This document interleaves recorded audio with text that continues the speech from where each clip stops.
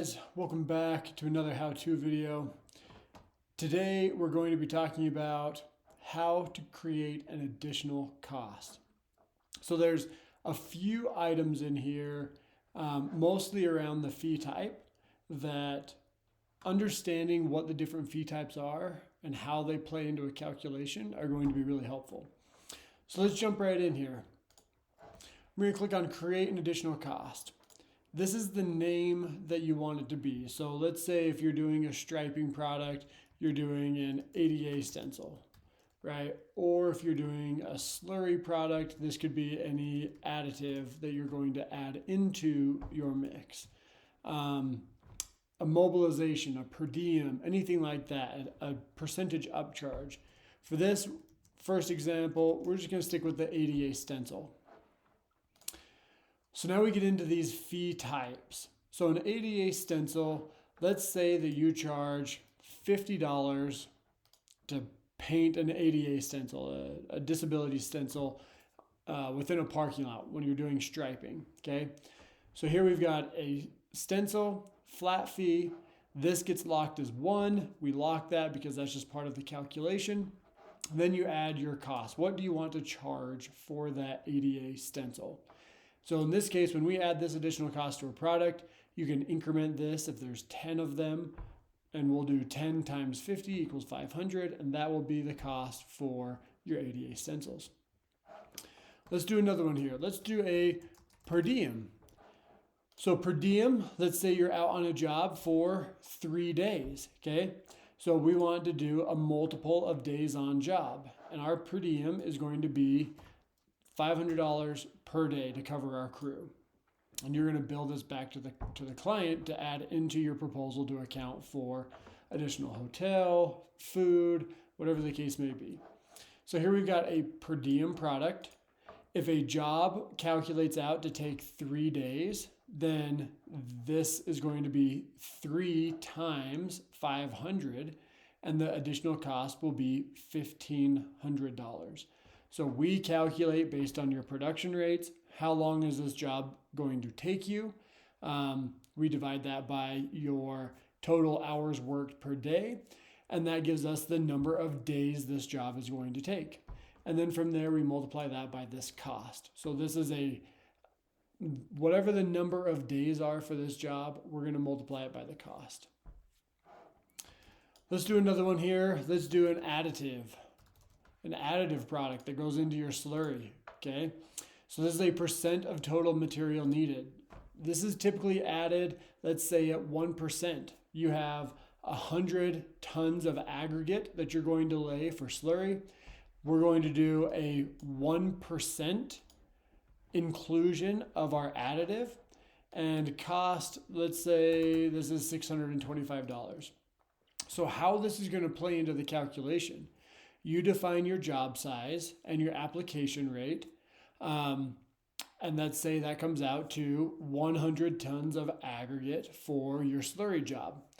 We'll take that 100 tons, we'll multiply it by whatever this percentage is. In this case, it's 1.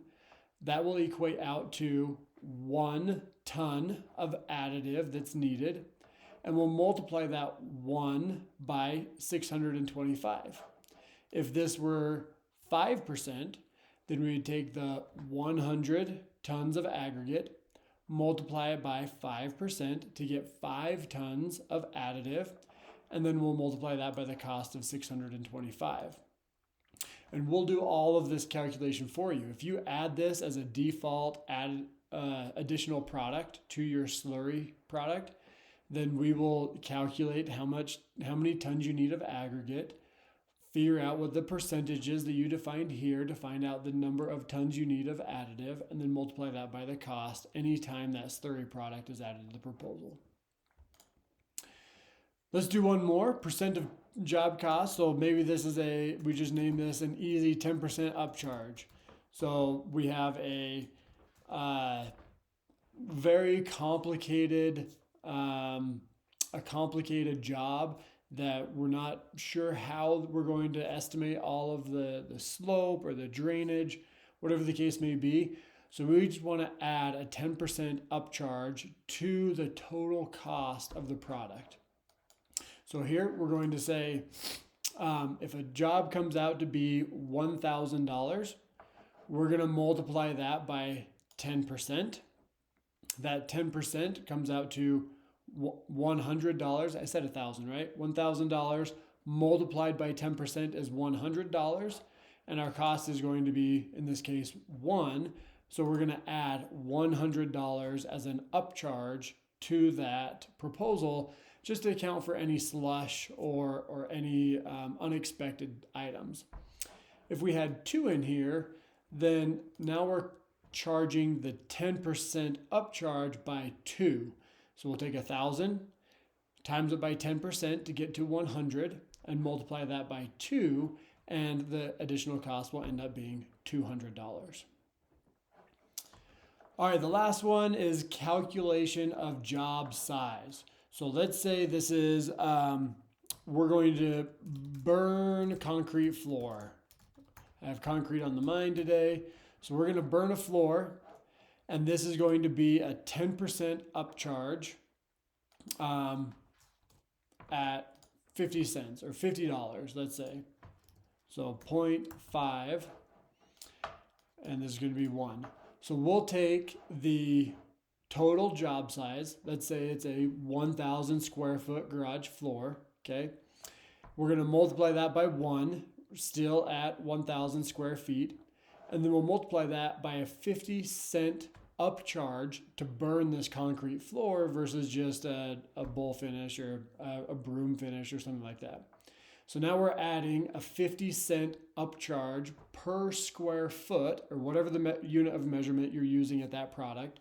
This is a 50-cent upcharge by the area that you're going to service to that job. So 1,000 square feet, times it by a 50-cent upcharge per square foot, and you're going to come out with a $500 upcharge to burn this concrete floor.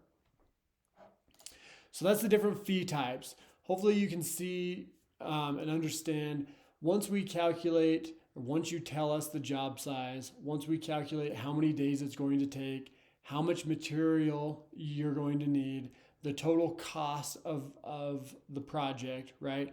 Then this becomes really useful in defining how you want to charge for these or how you want to build these additional costs.